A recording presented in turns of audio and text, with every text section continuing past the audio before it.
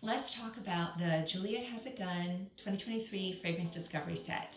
I think discovery sets are the best way to familiarize yourself with a perfume brand and try the actual fragrances in a prolonged test period so you can understand which fragrances are right for you.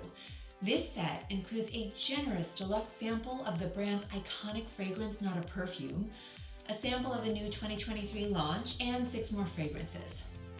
This house launched its first fragrance in 2006, and the iconic Not a Perfume put Juliette Has a Gun on the map in 2010. Not a Perfume seemed revolutionary in its simplicity, using only one accord in its composition, and a new trend was born. Since that time, musks in the dry down has been a signature for the brand's later creations, and this cohesive portfolio and strong identity keeps the brand thriving in a very saturated fragrance environment. No matter which fragrance you smell from Juliette Has a Gun, you can expect addictive musk in the dry down. This is a genre that I cannot get enough of. A little about the set itself before we get into the ranking. At $30 for 8 samples, it's a great value and a great introduction to the brand. Before purchasing this set, I wasn't really aware of the broad offering, but I liked so many of the fragrances that I have several full bottle purchases in my future. It is great that they hero their #1 fragrance with a deluxe sample that's 3 times the size of the others.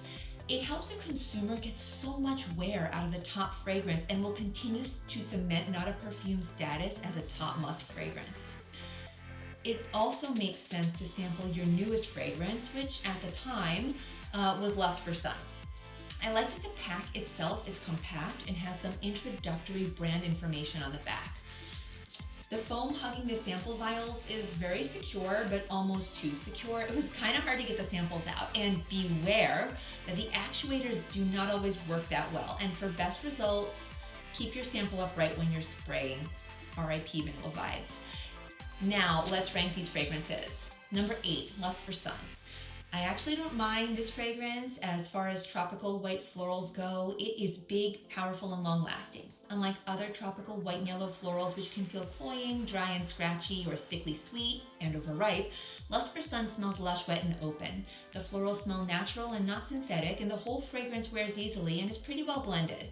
But this just isn't my favorite fragrance genre. The occasions in which I'd wear a scent like this are pretty specific and pretty rare, so it just doesn't make sense for me to add this to my collection. And over time, the fragrance does start to give me a little bit of a headache, and I know I did not overspray.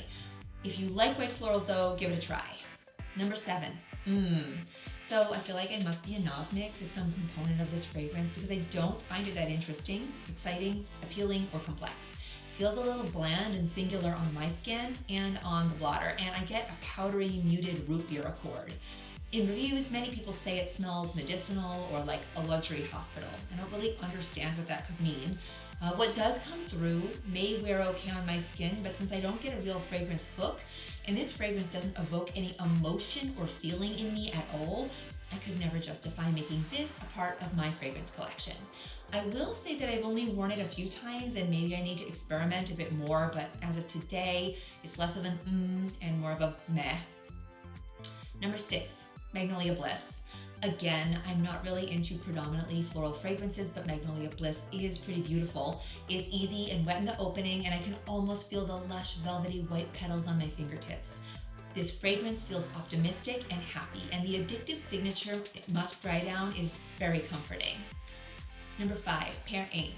I've been into pear fragrances since Patisserie, and the Juliette Has a Gun version of pear feels modern, fresh, and cool.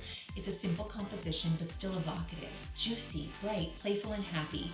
The photorealistic pear notes are not heavy and syrupy, but light and clean. I can imagine the green skin of the pear and the perfectly ripe, juicy white flesh. This is not your average supermarket pear. It's a Harry and David fruit basket pear, and again, the fruity top evolves to reveal the signature Juliette Has a Gun musk dry down in a beautiful way. Well done. It's a fragrance I would love to wear on a sunny, crisp morning walk. Pear Inc. is deliciously youthful, playful, and doesn't take itself too seriously. Number 4, Vanilla Vibes. Vanilla may be the most popular fragrance base ever, and today's vanilla launches seem to be getting thicker, richer, darker, dirtier, and heavier. Not Vanilla Vibes though. This is a beachy, fresh, aquatic, solar vanilla with a creamy lactonic quality, sea salt, and warm skin musks. This is a transportive, beachy sunscreen fragrance that doesn't get there by way of coconut and yellow florals.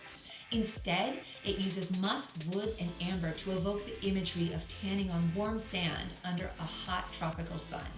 While this fragrance isn't loud on skin, it projects nicely and makes for a warm, addictive base to layer with other fragrances. It's another wearable and versatile neutral, an inoffensive fragrance that you can wear around anyone or in any setting. I do like it a lot, and I wouldn't say I can't live without it. Number 3, Not a Perfume Superdose. There's not much to say about this one. It's a stronger version of Not a Perfume, costs a bit more, and comes off heavier and sharper. I feel like this launch was a response to competitive musk-forward fragrances that came out after Not a Perfume, like Glossier You, and had more of a projection. I like it a lot, but if I'm choosing one, it's the original. Number 2, Moscow Mule. Well, this was a pleasant surprise for me. I love this fragrance so much. The citrusy ginger fragrance is bright, crisp, invigorating, and super incredibly addictive. And I love the way this evolves into the Juliette Has musk signature as it dries down on skin. This fragrance feels really unique and special to me, and that's the quality I value most.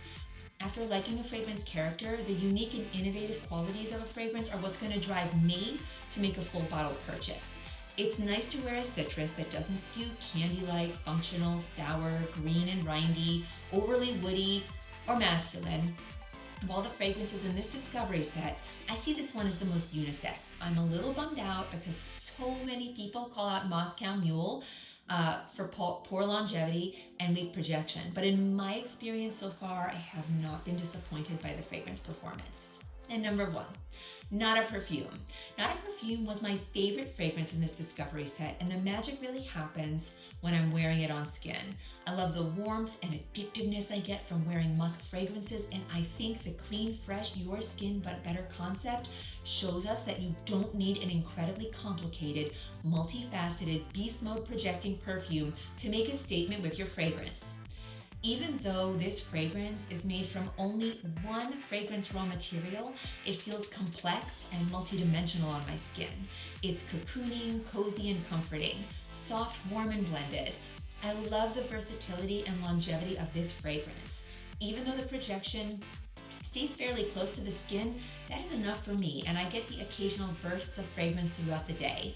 Somehow, even after I shower, the fragrance still lingers on my skin. So here's my final ranking. And if you want to know which fragrances I find full bottle worthy, I'm planning to add Not a Perfume and Moscow Mule to my fragrance collection. Do you agree? Disagree? Either way, I'd love to know. Fragrance is super subjective and very personal. There is no right or wrong, so drop me a comment and let me know what you think of my ranking. Don't forget to like and subscribe. Thanks for watching.